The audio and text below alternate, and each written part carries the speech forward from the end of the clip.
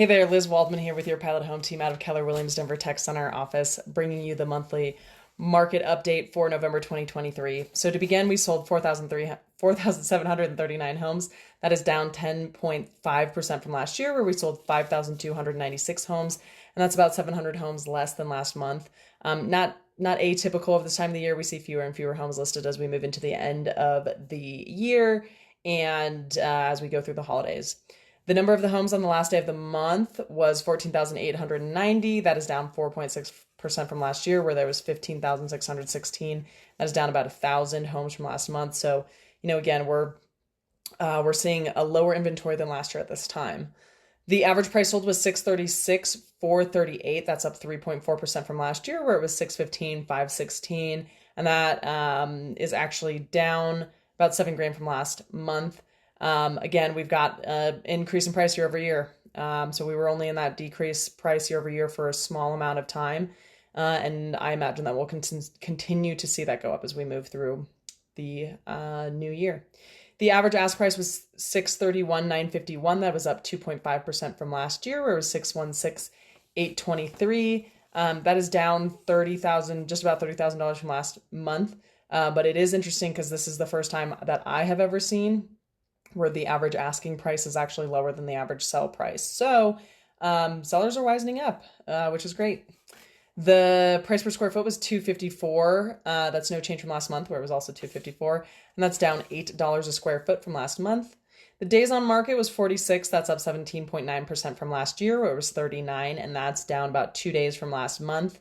The month supply was 4.1. That's up 5.1% from last year, where it was 3.9. And that is a change of 0.2 months. So we're getting more inventory, but still not quite in that little stable market inventory level. And we'll probably see the month supply start to decrease as we move into the new year.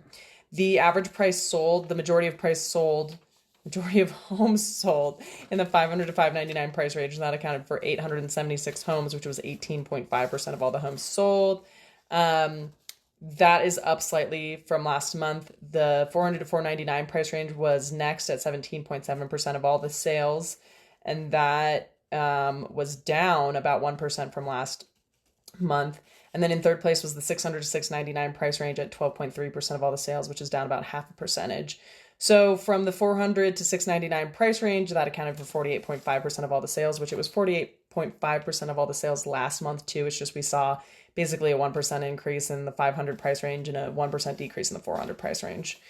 Now, rounding in at third, we had the 300 to 399 price range at 11.9% of all the sales, and that was actually up 1% from last month, which is pretty interesting seeing that price range kind of peak up the way it did.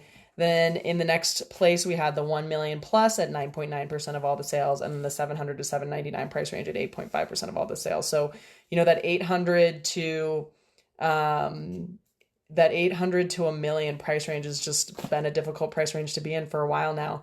And we'll see what happens with that as we move into the new year. I mean, rates have gone down a little bit, and that allows buyer affordability to increase a little bit more. But we'll just see what happens as things continue to shift and move. And if you have any questions about your situation, if you should buy, if you should sell, if you should continue to rent, if now's a good time to buy or sell, if you want to know specifically what's going on in your neighborhood, please reach out to us at www.yourpilothome.com or call us at 303-956-2765, and I will talk to you in a month.